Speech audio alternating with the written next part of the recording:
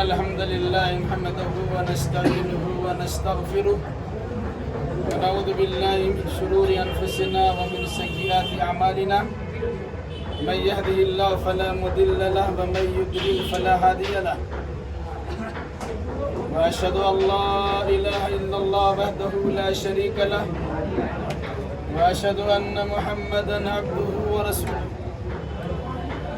يا أيها الذين آمنوا اتقوا الله حق تقاته ولا تموتن إلا وأنتم مسلمون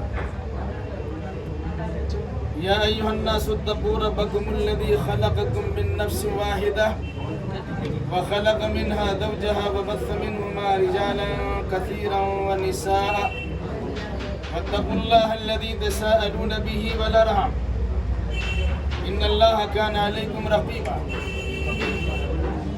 يا أيها الذين آمنوا اتقوا الله وقولوا قولا سديدا يصلح لكم أعمالكم ويغفر لكم ذنوبكم ومن يطع الله ورسوله فقد فاز فوزا عظيما أما بعد فإن خير الحديث كتاب الله وخير الهدي هدي محمد صلى الله عليه وسلم وشر الأمور محدثاتها وكل محدثة بدعة وكل بدعة ضلالة وكل ضلالة في النار. بزرگوں، نوجوان ساتھیوں، ابھی جو خطبہ آپ کے سامنے پڑھا گیا ہے، حدیثوں میں اس خطبے کا نام ہے خطبۃ الحاجہ. اللہ کے نبی صلی اللہ علیہ وسلم کا دستور تھا جب بھی کسی بات و نصیحت کی مجلس میں آپ تشریف فرما ہوتے تھے تو پہلے یہ خطبہ پڑھتے تھے اور اس کے بعد حالات کی مناسبت سے آپ کا بیان ہوتا تھا. اسی طریقے سے جمعہ کے دن بھی اللہ کے نبی صلی اللہ علیہ وسلم کا طریقہ تھا کہ پہلے آپ یہ خطبہ پڑھتے تھے، اس کے بعد حالات حاضرہ پر سیر حاصل آپ کا خطاب ہوا کرتا تھا.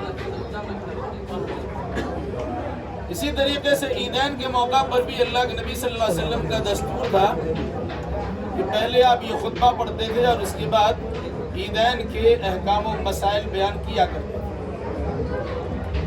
اور اسی طریقے سے نکاح کی تقریب میں بھی اللہ کے نبی صلی اللہ علیہ وسلم کا طریقہ تھا کہ پہلے آپ یہ خطبہ پڑھتے تھے اور اس کے بعد ایجاب و قبول کی باری آتی تھی. یہی وجہ ہے کہ آج بھی پوری دنیا میں جہاں کہیں نکاح کی تقریب منعقد ہوتی ہے، قاضی صاحب کی زبانی کہیں کھڑا ہو کر، کہیں بیٹھ کر، کہیں آہستہ سے، کہیں زور سے یہ خطبہ ضرور پڑھا اور سنا جاتا ہے. آخر اس خطبہ میں کیا کہا گیا ہے؟ میں مناسب سمجھتا ہوں کہ بالکل ہی اختصار کے ساتھ اس خطبے کا مفہوم آپ کے سامنے رکھ دیا جائے تاکہ یہ سمجھنے میں آسانی ہو کہ اللہ کے نبی صلی اللہ علیہ وسلم نے دین کی بنیادی باتوں سے کسی بھی مجلس کو محروم نہیں رکھا. یقیناً جو انسان اس خطبہ کے مطابق زندگی گزار لے، ایسے انسان کی زندگی کی کامیابی کی ضمانت دی جا سکتی ہے. اس خطبہ میں سب سے پہلے اللہ کی تعریف کی گئی ہے، اس بات پر کہ اللہ نے بے شمار نعمتوں سے نوازا ہے اور بہت ساری خوشیاں ہمیں عطا کی ہیں. انہی میں سے خوشی کا موقع نکاح کا بھی موقع ہے. اس پر اللہ تبارک و تعالیٰ کی تعریف بھی اور اللہ تبارک و تعالیٰ کا شکریہ. پھر اللہ تبارک و تعالیٰ سے مدد مانگی گئی. ابھی تک انفرادی زندگی گزر رہی تھی، اب اجتماعی زندگی کی گاڑی کس طرح رواں دواں ہوگی، اس مناسبت سے اللہ تبارک و تعالیٰ سے مدد طلب کی جاتی ہے کہ الہی ہماری زندگی کو، ازدواجی زندگی کو خوشگوار بنا. اسی طریقے سے اس خطبہ میں اللہ تبارک و تعالیٰ نے اپنے رسول کے ذریعے سے یہ تعلیم دلائی ہے کہ اپنی گناہوں پر اللہ تبارک و تعالیٰ سے معافی کے طلبگار ہوا ہے. پھر اس کے بعد اس حقیقت کو واضح کیا گیا ہے کہ اللہ تبارک و تعالیٰ جسے ہدایت دینا چاہے گا اسے کوئی گمراہ نہیں کر سکتا.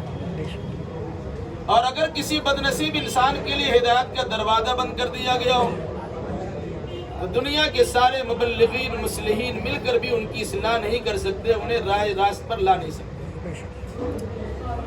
پھر اس کے بعد اس کلمے کا اظہار ہے کہ جس کے اقرار کرنے کے نتیجے میں ایک غیر مسلم بھی مسلمان بن جاتا ہے۔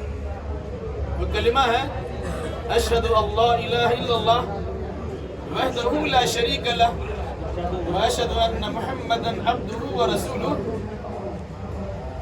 میں گواہی دیتا ہوں کہ اللہ کی سوا عبادت کے لائق کوئی نہیں ہے، وہ اکیلا ہے، اس کا کوئی شریک نہیں ہے، اور میں گواہی دیتا ہوں کہ محمد صلی اللہ علیہ وسلم اللہ کے بندے اور اس کے رسول۔ اس کے بعد قرآن مقدس کی مختلف 3 جگہوں سے 4 آیات کریمہ پڑھی جاتی ہیں۔ سب سے پہلے سورہ آل عمران کی ایک آیت پڑھی گئی ہے جس میں اللہ تبارک و تعالیٰ نے دنیا کے سارے مسلمانوں کو مخاطب کرتے ہوئے یا ایمانداروں سے خطاب کرتے ہوئے کہا ہے کہ اللہ سے اتنا ڈرو جتنا ڈرنے کا حق ہے، اور کوئی انسان اللہ سے ڈرنے کا حق اس وقت تک ادا نہیں کر سکتا ہے جب تک کہ اس کی مکمل زندگی اسلام کے سانچے میں ڈھلی ہوئی نہ ہو۔ اس مناسبت سے کہا گیا وَلَا تَمُوتُنَّ إِلَّا وَأَنْتُمْ مُسْلِمُونَ، یاد رکھنا جب کبھی اور جہاں کہیں بھی تمہاری موت واقع ہو تو مسلمان ہونے کی حالت میں موت واقع ہو۔ دوسری آیت کریمہ پڑھی گئی جو سورہ نساء کی پہلی آیت، اس میں اللہ تبارک و تعالیٰ نے دنیا کے سارے انسانوں کو خطاب کرتے ہوئے اللہ سے ڈرنے کا حکم دیا ہے اور رشتہ داری کے نبھانے کی تاکید بھی کی ہے، اور ساتھ ساتھ یہ یاد دلایا ہے کہ انسان دنیا میں آیا کیسے۔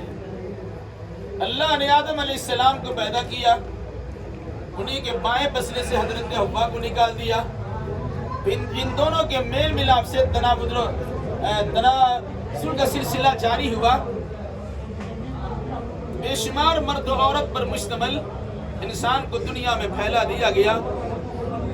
پھر اس کے بعد کہہ رہا اللہ کہ اللہ سے ڈرو اور رشتہ داری کا خاص خیال رکھو، اگر اس سلسلے میں کسی قسم کی کوتاہی کرو گے جان لو کہ اللہ تعالیٰ تمہاری ساری حرکتوں پہ کڑی نگاہ رکھے۔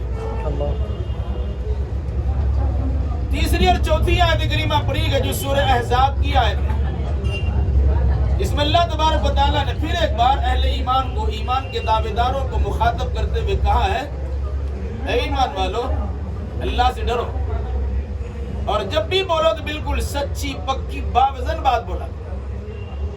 پھر اس کا فائدہ بتلا گیا، اللہ تمہارے عملوں کو سدھار دے گا اور تمہارے گناہوں کو بخش دے گا۔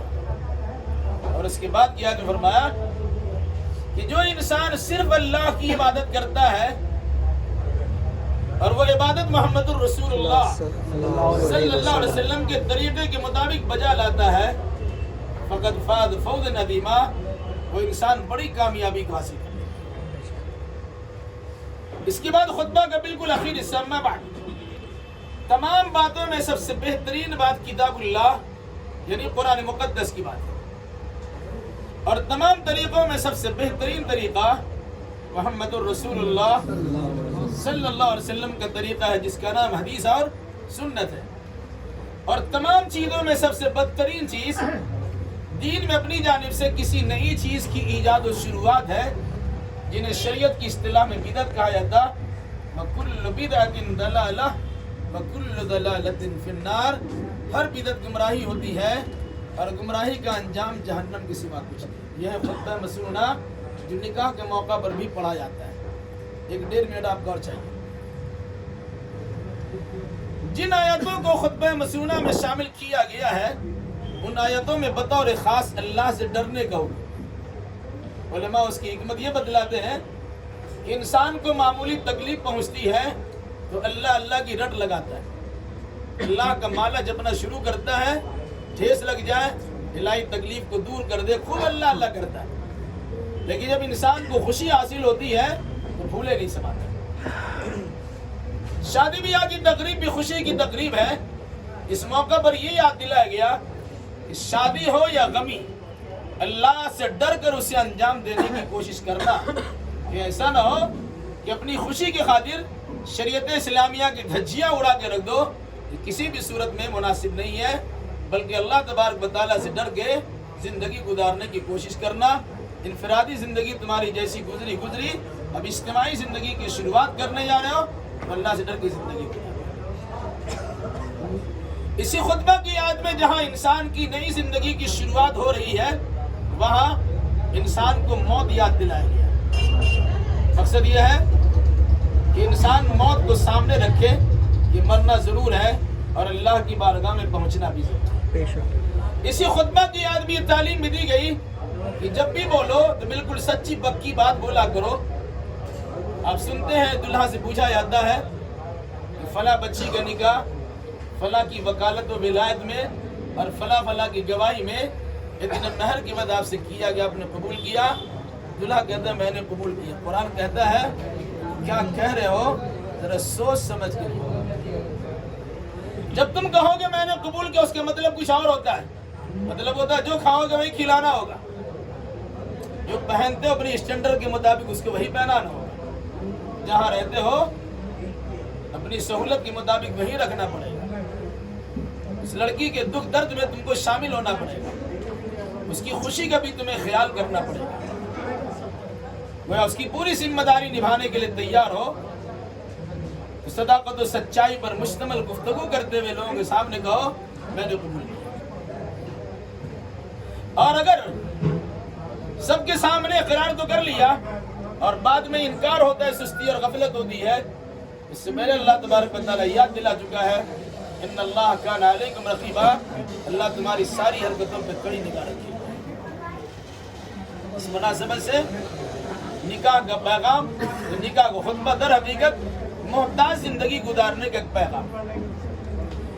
اس خطبہ کی آخر میں یہ بات بھی آئی آپ کے سامنے کہ سب سے بہترین بات کتاب اللہ یعنی قرآن مقدس کی بات ہے، اور مسلمان اس پر جان چھڑکنے کے لیے تیار ہے۔ وہ غیر مسلم اگر قرآن کے خلاف بول دے اب اس کی زبان تراشنے کے لیے تیار ہوتے ہیں، ہاتھ پیر سے اس کی بے حرمتی کرے تو ہاتھ پیر توڑنے کے لیے تیار ہوتے ہیں۔ لیکن بدقسمتی کی بات یہ ہے وہ قرآن ہمارے گھر میں موجود ہے، الماری کے سب سے اونچا حصے پہ رکھا گیا ہے، ہمارا ہاتھ ہی نہیں پہنچتا ہے، اتارنے کی نوبت نہیں آتی ہے، پڑھنے کی توفیق نہیں ملتی، سمجھنا عمل کرنا اور اس کی دعوت کو عام کرنا تو بہت دور کی بات ہے۔ اسی طریقے سے ہم میں سے ہر انسان کہتا ہے کہ سب سے بہترین طریقہ محمد الرسول اللہ صلی اللہ علیہ وسلم کا طریقہ ہے، لیکن عام طور سے عملی زندگی میں یہ چیز نظر نہیں آتی۔ اللہ کے نبی صلی اللہ علیہ وسلم نے شادی بڑی سادگی کے ساتھ کی اور کرائی ہے، جس میں کچھ لوازمات نہیں ہے، بڑے آسانی کے ساتھ شادی کر لی جاتی تھی، لیکن ہم نے طریقے رسول اللہ کو بالائے طاق رکھ دیا اور مختلف قسم کی طاق جھام کے ذریعے سے نکاحوں کو اور شادی بیاہ کو مہنگا سے مہنگا بنا دیا۔ اسی خطبہ کی آخر حصے میں یہ بات کہی گئی کہ کوئی انسان اگر دین میں اپنی جانب سے کسی نئی چیز کی ایجاد و شروعات کرتا ہے تو بدعت کہلاتا ہے۔ اب شادی بیاہ کو دیکھ لیجئے، نت نئے رسم و رواج کی پابندیاں ہوتی ہیں، فلاں رسم نہ کرے تو پھوپا ناراض، فلاں رسم نہ کرے تو ماما ناراض، فلاں کام نہ کرے تو چچا ناراض، فلاں کام نہ کرے تو دادا ناراض۔ ساری چیزوں کی سارے لوگوں کی ناراضگی کا خیال کیا جاتا ہے، لیکن اللہ اس کے رسول کی ناراضگی کا خیال نہیں ہوتا۔ جبکہ اس خطبہ میں کہا گیا جو نئی چیزیں آپ نے نکالی ہیں یہ بدعت کی قسم کی چیزیں ہوتی ہیں، اس پر گمراہی کا فتویٰ لگتا ہے اور اس کا انجام جہنم کے سوا کچھ نہیں۔ یہ خطبہ مسنونہ در حقیقت ایک پیغام ہے جو نکاح کے موقع پر یہ پیغام دیا جاتا ہے کہ ابھی سے اپنی اصلاح کر لیجئے اور نئی زندگی کی شروعات کتاب و سنت کے مطابق کرنا شروع کریں۔ اسی میں سے ایک بات کی طرف اشارہ کر کے بات ختم ہوتی ہے۔ عام طور سے دیکھا جاتا ہے کہ نکاح قبول کرا لینے کے بعد سب لوگ دلہا سے زبردستی کہتے ہیں کہ یہ کھڑا ہو کے السلام علیکم۔ آپ میں سے کسی سے اگر کہیں گے بیچ میں کھڑا ہو کے السلام علیکم کر لیجیے گا؟ نہیں کر سکتے ہیں۔ بھائی آنے والا سلام کرتا ہے، جانے والا سلام کرتا ہے، بیچ میں کسی کو اٹھا کے سلام کرنا کیا معنی رکھتا ہے؟ اس لحاظ سے یہ دلہا آپ کے سامنے تو اٹھیں گے نہیں، چونکہ ان کی وجہ سے مجلس رچائی گئی ہے، یہ محفل سجائی گئی ہے، تو ہماری آپ کی ذمہ داری ہوگی ہم ان کے قریب پہنچیں گے اور انہیں مبارکبادی کی وہ دعا دیں گے جو دعا اللہ کے نبی صلی اللہ علیہ وسلم نے اپنے زمانے میں دلہا دلہن کو دیا ہے۔ اور ہماری بدقسمتی ہے کہ نکاح کی مجلسوں میں شرکت تو کرتے ہیں، دوستی کے تعلقات کا اظہار بھی کرتے ہیں، رشتہ داری کا دم بھی بھرتے ہیں، لیکن میاں بیوی کی حیثیت سے شادی شدہ ان جوڑوں کے لیے جو مخصوص دعا نکاح کے وقت میں ہو سکتی ہے، ہماری زبان سے وہ دعا کے کلمات تک نہیں نکل پاتے ہیں۔ مبارک ہو مبارک ہو کہتے رہتے ہیں۔ اس موقع پر ہمیں دعا سکھلائی گئی ہے بارک اللہ لکا وبارک علیکا وجمع بینکما فی خیر، اللہ برکت دے، برکت کی مسلسل بارش برسا دے، اور خیر اور دین کے معاملات میں آپ دونوں کے دلوں کو جوڑ کے رکھیں۔ یہ دعا ہے جو اللہ کے نبی صلی اللہ علیہ وسلم نے اپنے زمانے میں دلہا دلہن کو دیا اور دلہا دلہن کو دینے کا حکم دیا ہے۔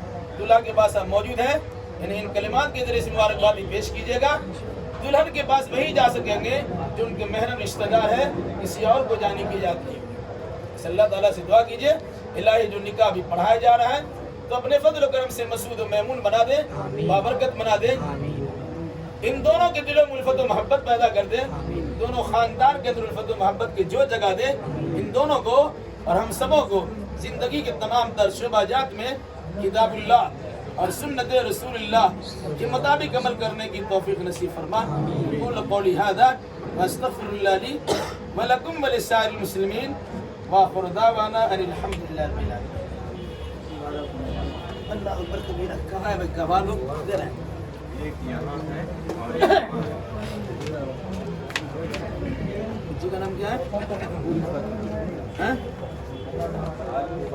حبیبہ، الفتن حبیبہ، اچھا سیف علی حاجی نصف امان کون ہے؟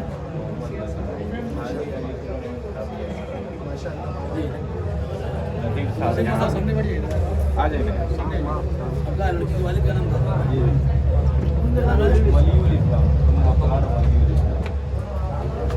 الفتن حبیبہ ہے نا؟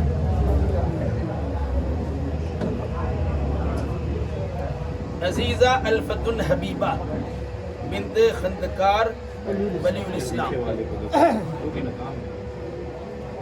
جناب خندکار ولی الاسلام صاحب کی وکالت میں اور ولایت میں، اور جناب حاجی انیس الرحمان اور جناب محمد نذیر صاحبان کی شہادت و گواہی میں 21,000 روپیے مہر کی عوض آپ کی زوجیت میں الفتن حبیبہ کو سامعین مجلس کے سامنے میں نے آپ کی زوجیت میں کیا کہ آپ نے قبول کیا؟ زور سے کیا آپ نے قبول کیا؟ میں نے قبول کیا۔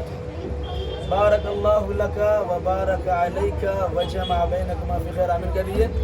آپ برکت دے، برکت کی مثل دار بارش برسائے، خیر اور دین کے معاملات میں آپ دونوں کے دلوں کو جوڑ کر رکھے، آمین۔ جب سامان لگے ادھر ہو جائے گا۔